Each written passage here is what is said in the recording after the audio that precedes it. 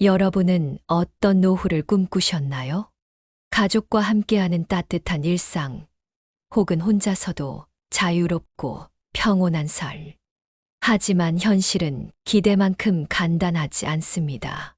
나이가 들면 건강이 예전 같지 않고 생활도 점점 불편해지죠. 결국 우리는 고민하게 됩니다.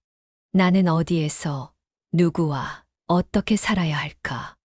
이 질문에 대한 답을 찾지 못하면 우리는 노후를 준비하지 못한 채 막연한 불안 속에서 살아가게 됩니다.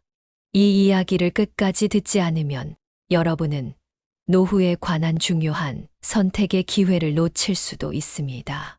전통적인 방식 대신 자신만의 새로운 노후를 개척한 두 분의 이야기를 들려드리겠습니다. 이 이야기를 끝까지 듣는다면 여러분의 노후에 대한 시각이 완전히 달라질 것입니다. 구독과 좋아요를 눌러주시면 더 중요한 도움말들을 놓치지 않고 받으실 수 있습니다. 김영수 할아버지는 73세입니다. 젊었을 때는 누구보다 열심히 일하며 가정을 꾸렸지만 지금은 혼자 지냅니다. 자녀들은 각자의 삶을 꾸려 바쁘고 혼자 생활하는 시간이 길어질수록 외로움이 커졌습니다. 몸이 예전 같지 않아 간단한 집안일도 힘들어졌고 요양원을 고려했지만 자유를 포기하는 것 같아 망설였습니다. 그러던 어느 날 시니어 쉐어하우스에 대한 이야기를 들었습니다. 비슷한 상황의 어르신들이 함께 살며 생활비를 줄이고 서로를 돌보며 생활하는 방식이었습니다. 흥미가 생긴 김영수 할아버지는 직접 쉐어하우스를 찾아보기로 했습니다. 인터넷에서 정보를 찾던 중 70대 세 분이 함께 생활하는 집을 발견했습니다. 각자의 방을 사용하지만 거실과 부엌을 공유하며 함께 생활하는 방식이었습니다. 김영수 할아버지는 직접 방문해 보기로 했습니다. 쉐어하우스에 도착하자 먼저 정미숙 할머니가 반갑게 맞아주었습니다. 그녀는 요리를 좋아해 매일 맛있는 식사를 준비해 둡니다. 박준호 할아버지는 전직 목수로 집안의 수리를 도맡아 합니다.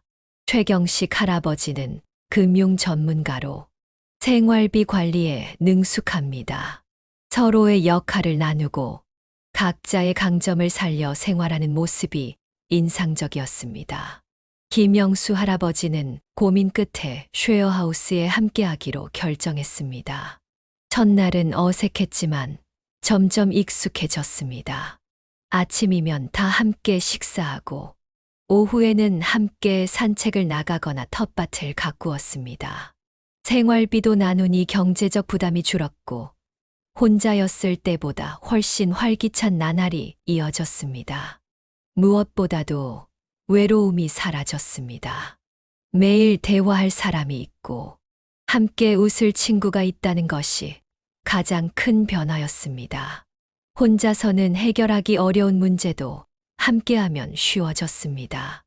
몸이 아플 때는 서로를 돌봐주었고 중요한 결정이 필요할 때는 함께 고민했습니다. 이제 김영수 할아버지는 더 이상 혼자가 아닙니다. 시니어 쉐어하우스를 통해 새로운 가족을 만나고 의미 있는 노후를 만들어가고 있습니다. 노후 생활이 두렵다면 또 다른 선택지가 있다는 것을 기억하세요. 쉐어하우스는 단순한 동거가 아니라 서로 의지하며 살아가는 새로운 형태의 공동체입니다. 여러분도 노후를 더 행복하고 안정적으로 보내고 싶다면 나에게 맞는 삶의 방식을 찾아보는 건 어떨까요? 박재훈 할아버지는 72세입니다. 아내가 세상을 떠난 후 혼자 지내는 것이 점점 힘들어졌습니다. 자녀들이 걱정하며 함께 살자고 했고 할아버지도 가족과 함께하는 것이 좋겠다고 생각했습니다. 하지만 기대와 현실은 달랐습니다. 아들 부부는 맞벌이로 바빴고 손주들도 학교와 학원으로 하루 종일 일정이 꽉 차 있었습니다. 처음에는 저녁을 함께 먹고 주말에는 나들이도 갔지만 시간이 지나면서 할아버지는 점점 집에 혼자 있는 시간이 길어졌습니다. 게다가 생활 습관 차이에서 오는 작은 갈등도 쌓여갔습니다. 아버지, 밤에 TV 소리 조금만 줄여주세요. 아버지, 건강 생각해서 짠 음식은 좀 피하시는 게 좋아요. 자식들은 걱정해서 하는 말이었지만 할아버지는 점점 불편함을 느꼈습니다. 손주들과 함께 있어도 왠지 모르게 외롭고 마치 집에 있지만 내 자리가 없는 느낌이 들었습니다. 결국 할아버지는 결정을 내렸습니다. 미안하지만 나는 다시 혼자 살아야겠다. 자녀들은 걱정했지만 할아버지는 독립적인 삶을 선택했습니다. 하지만 이번에는 대비책이 필요했습니다. 혼자 생활하는 것이 불편할 것을 알았기에 간병인을 고용하기로 했습니다. 하루 몇 시간씩 집안일을 도와주고 식사도 챙겨줄 사람이 있으면 괜찮을 거라 생각했습니다. 처음에는 간병인의 도움을 받으며 편리함을 느꼈습니다. 하지만 문제가 있었습니다. 첫 번째 문제는 비용이었습니다.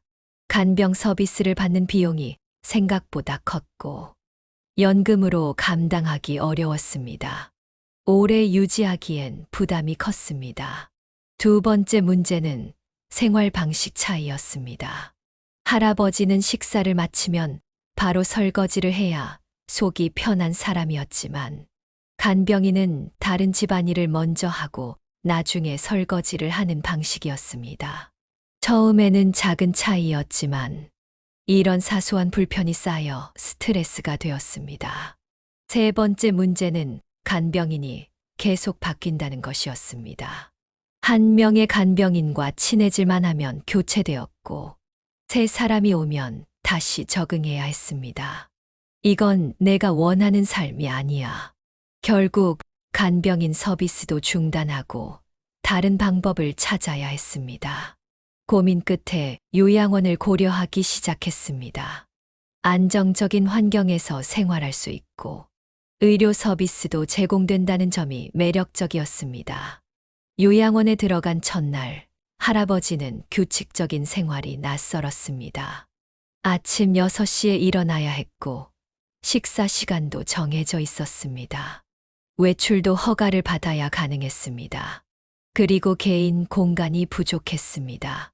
할아버지는 2명이 함께 쓰는 방을 배정받았는데 룸메이트와 생활 패턴이 맞지 않아 불편함을 느꼈습니다. 처음에는 새로운 친구들과 대화도 나누고 공동 활동도 하며 적응하려 했습니다. 하지만 시간이 지나면서 점점 답답함이 커졌습니다. 나는 아직도 할 수 있는 게 많은데 왜 내 삶을 이렇게 제한해야 하지? 한 달이 지나자 할아버지는 결정을 내렸습니다. 여기는 내 자리가 아니야. 요양원을 나와 다시 독립적인 삶을 살기로 했습니다. 하지만 이번에는 단순히 혼자 사는 것이 아니라 새로운 방식으로 노후를 살아가기로 결심했습니다. 우연히 동네에서 비슷한 나이대의 어르신들이 함께 생활하는 시니어 쉐어하우스를 알게 되었습니다. 각자 개인 방을 쓰지만 거실과 부엌은 공유하며 함께 생활하는 방식이었습니다. 호기심이 생긴 할아버지는 직접 방문해 보기로 했습니다. 쉐어하우스에서는 비슷한 연령대의 사람들이 서로 돕고 살아가고 있었습니다. 요리를 좋아하는 분이 음식을 담당하고 수리를 잘하는 분이 집안의 소소한 고장을 해결했습니다. 생활비를 나누니 경제적 부담도 줄었고 무엇보다 외로움이 사라졌습니다.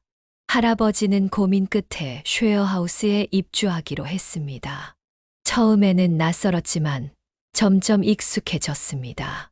아침이면 함께 식사하고 저녁에는 텃밭에서 키운 채소로 요리를 해 먹으며 소소한 대화를 나눴습니다.